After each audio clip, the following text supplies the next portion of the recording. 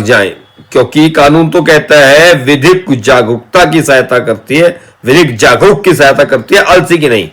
यानी कि जागरूक है विधि उसकी सहायता करती है, जो आलसी है उसकी सहायता नहीं करती। तो आज हम बात करने वाले हैं सुप्रीम कोर्ट ऑफ इंडिया के महत्वपूर्ण निर्णय की। उसमें यही कुछ कहा गया है। यह केस हमें सिखाता है कि अगर आपने अपना केस पहले परस्यू नहीं किया, प्रॉपरली परस्यू नहीं किया, तो बाद में एजुकेशन प्रोसीडिंग में फायदा नहीं उठा सकते। और सुप्रीम कोर्ट ने बहुत ही स्ट्रॉन्ग ऑब्जर्वेशंस दी हैं इस संबंध में।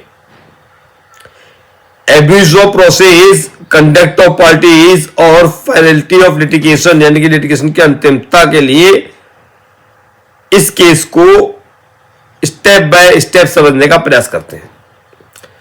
इस केस की शुरुआत होती है एक एग्रीमेंट फॉर सेल 1986 से। नमस्कार दोस्तों, मैं आपका दोस्त एडवोकेट वीरेंद्र सिंह खुराना उपस्थित हूं आज एक नए निर्णय के साथ। जी हां, नए निर्णय के साथ 25 मार्च 2026 के माननीय उच्चतम न्यायालय के निर्णय की आज हम लोग चर्चा करने जा रहे हैं। जब जागो तभी सवेरा, यह कहावत हमने, यह जो लोकोक्ति हमने कई बार सुनी है कि आप जब जाग जाए तभी सवेरा हो जाता है, या सुबह का भूला अगर शाम को घर लौट आए तो उसे भूला नहीं कहते। लेकिन कानून इसको नहीं मानता। हर परिस्थिति में अगर आप ये सोचें कि सुबह का भूला शाम को लौट आया, कानून उसकी इंतजार कर रहा है और उसको उसके रिलीफ मिल जाएगी, ऐसा नहीं होता। या आप जब जाग जाएं, क्योंकि कानून तो कहता है विधिक जागरूकता की सहायता करती है, विधिक जागरूक की सहायता करती है, आलसी की नहीं।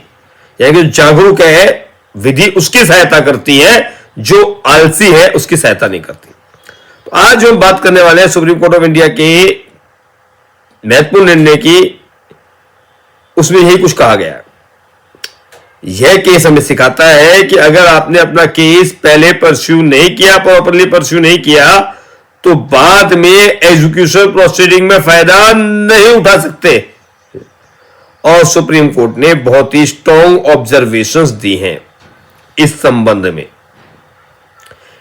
Abuse of process, conduct of parties और फाइनलिटी ऑफ लिटिगेशन, यानी कि लिटिगेशन की अंतिमता के लिए इस केस को स्टेप बाय स्टेप समझने का प्रयास करते हैं। इस केस की शुरुआत होती है एक एग्रीमेंट फॉर सेल 1986 से। प्रॉपर्टी हैदराबाद में थी, ऑनर थी एम्यूचल वहाब बेगम। अमुतल वहाब बेगम जो थी, उनके बेटे थे अब्दुल मजीद। अब्दुल मजीद ने अपीलांस के साथ एग्रीमेंट किया, लेकिन बाद में एग्रीमेंट फुलफिल नहीं हुआ। इसलिए अपीलांस ने स्पेसिफिक परफॉर्मेंस का सूट फाइल किया। एग्रीमेंट हुआ, एग्रीमेंट पूरा नहीं हुआ, उसका पालन नहीं किया, अनुपालन नहीं किया, तो एग्रीमेंट के अनुपालन के लिए, यानी कि स्पेसिफिक परफॉर्मेंस व निर्दिष्ट अनुपालन के लिए एग्रीमेंट के लिए सूट फाइल किया गया। ट्रायल कोर्ट ने 1998 में डिक्री दे दी। एजुकेशन प्रोसीडिंग स्टार्ट हुई, निष्पादन की प्रक्रिया स्टार्ट हुई थी, डिग्री मिल गई, तब उसका निष्पादन भी हो रहा था। सेल डीड कोर्ट के थ्रू एग्जीक्यूट भी हो गई, न्यायालय के थ्रू उसका जो सेल डीड थी, यानी कि डिक्री का निष्पादन भी हो गया। अब यहीं से आता है मामले में बड़ा भयंकर ट्विस्ट। कुछ थर्ड पार्टीज ने, रिस्पोंडेंट सामने आए और बोले हमने ये प्रॉपर्टी 1990 में खरीद ली थी। आप 1998 में इसकी डिक्री एग्जीक्यूट करा रहे हैं, एक सेल डीड कर रहे हैं, लेकिन डिक्री 1998 में डिक्री दे रहे हैं, उसके बाद डिग्री एग्जीक्यूट हो रही है, लेकिन हमने तो 1990 में ही खरीद ली थी। और उन्होंने एग्जीक्यूशन को रोकने के लिए एप्लीकेशन डाल दी। जो रिस्पोंडेंट्स थे उनका क्लेम था कि हम तो बोनाफाइड परचेजर्स हैं, हमारे पास रजिस्टर्ड सेल डीड्स हैं। उन्होंने यह भी कहा कि अपीलांट ने पहले ही हमारे खिलाफ सूट्स फाइल किए थे, लेकिन वो सूट्स डिसमिस हो गए। यानी कि जो पहले हमारे खिलाफ वाद पत्र दाखिल किए थे डिसमिस हो गए, इसलिए हम अपीलांट्स इशू रेज नहीं कर सकते। लोअर कोर्ट्स का जो डिसीजन इसमें आया, जो एग्जीक्यूटिव कोर्ट निष्पादन कोर्ट ने कहा रिस्पोंडेंट्स का टाइटल वैलिड नहीं है, एग्जीक्यूशन प्रोसीड होगी। लेकिन अपीलांस कोर्ट ने उल्टा डिसीजन दिया, इस ऑर्डर को लोअर कोर्ट के पलट दिया। रिस्पोंडेंट्स डिक्री से बाउंड नहीं है, जो रिस्पोंडेंट्स हैं वे उस डिक्री से बाउंड नहीं है, अपीलांस को सेपरेट सूट फाइल करना होगा। हाई कोर्ट ने भी यही कहा कि अपीलांस को सेपरेट सूट फाइल करना चाहिए वह, क्योंकि उस डिक्री से बाध्य नहीं है। अब सुप्रीम कोर्ट में जब मुकदमा पहुंचा तो ऑनरेबल सुप्रीम कोर्ट के सामने दो बड़े सवाल थे। क्या dismissal of suit res judicata लेके आता है, और क्या अपीलांस का कंडक्ट उन्हें रिलीफ से वंचित करता है। Issue number 1 res judicata, court ने साफ कहा dismissal for default res judicata के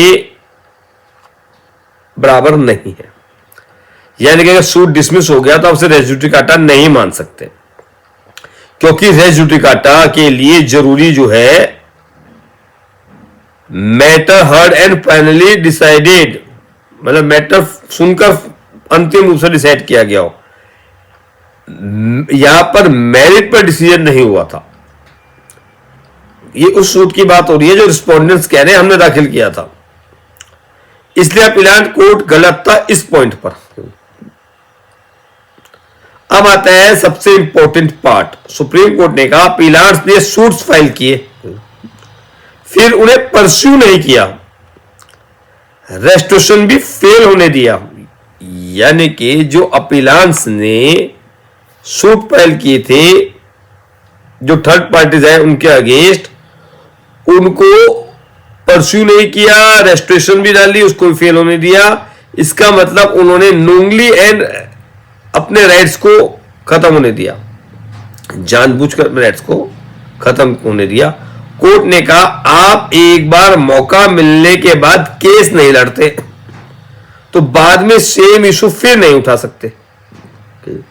आपको एक बार मौका मिला, मौका मिलने के बाद केस नहीं लड़ते और बाद में सेम इशू फिर नहीं उठा सकते। इसे कहा जाता है नीमो डेट बिस फैक्सरी प्रिंसिपल, मतलब सेम इशू पर बार बार लिटिगेशन नहीं हो सकती।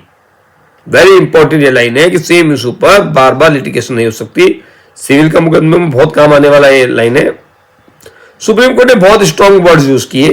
अपीलांट्स ने पहले सूट छोड़े, फिर एग्जीक्यूशन में फायदा लेने की कोशिश की, यह है abuse of process of court. Court ने कहा जुडिशियल सिस्टम का मिसयूज नहीं होने देना चाहिए।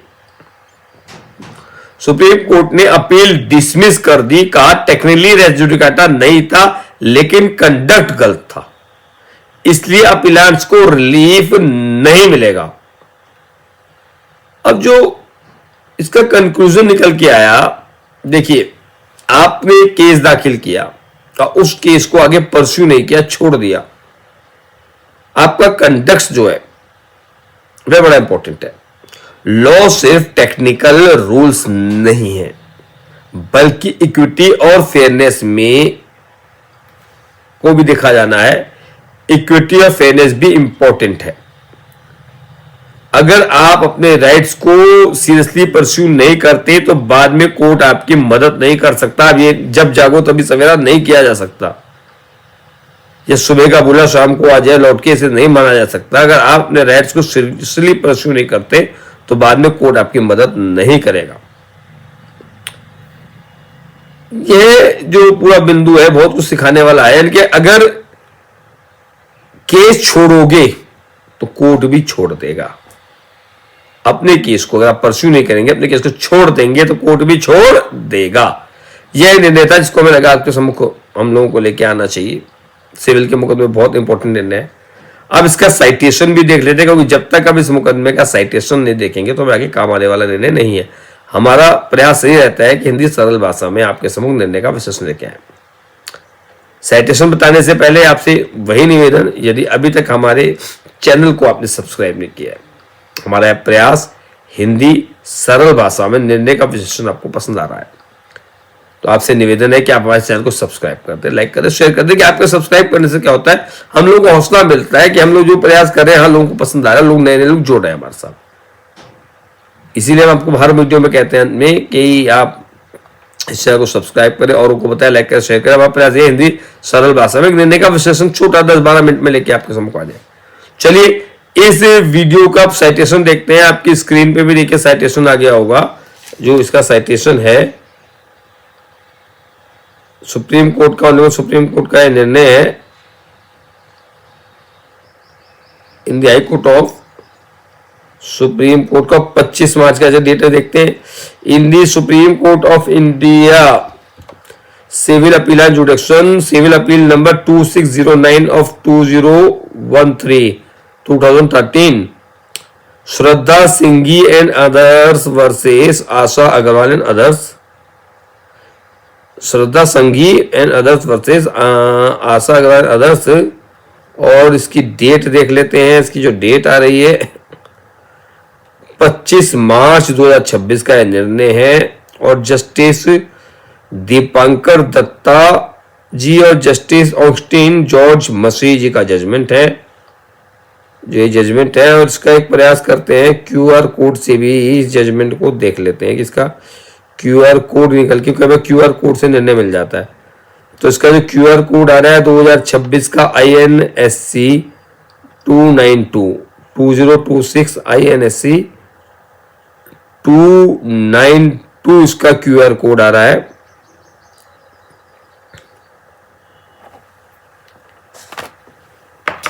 यह एक निर्णय था जिसपे आज हम लोगों ने चर्चा की। प्रयास ये कि हिंदी सरल भाषा में निर्णय का विश्लेषण आपको सबको लेके आते रहे, रेगुलर लेके आते रहे। कई बार नियमित नहीं हो पाते, प्रयास ये कि इसको अब नियमित किया जाए। कल फिर किसी एक निर्णय के साथ आपके सम्मुख उपस्थित होंगे। तब तक के लिए अपने इस दोस्त एडवोकेट वीरेंद्र सिंह खुराना को आप आज्ञा दें। नमस्कार, नमस्कार, नमस्कार।